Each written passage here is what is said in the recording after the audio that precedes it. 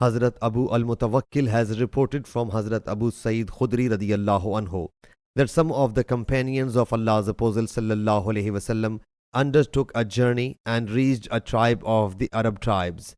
They demanded to be taken as guests, but they refused to play host. Thereafter, a snake bit the chief of the tribe, and the people did their best, but of no avail.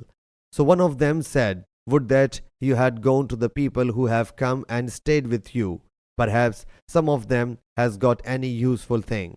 So they came to them and said, "O ye people, a snake has bitten our chief. We have applied all out of efforts, but all in vain.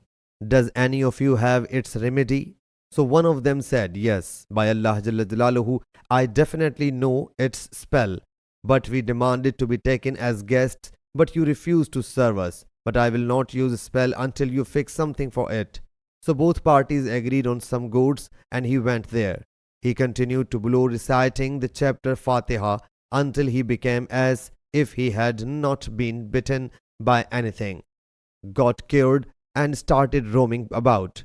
The transmitter says they fulfilled the promise as per contract. One of them said, "Distribute them." But the faith healer said, "Do not do so until we submit the case to Allah's Apostle sallallahu alaihi wasallam and see what he may command us to do." So they reached Allah's Apostle sallallahu alaihi wasallam and mentioned it to him. He sallallahu alaihi wasallam thereupon said, "How do you know that it can be used as a spell? You did right. Distribute them and fix a share for me as well." Sahih Bukhari Hadith number 5749.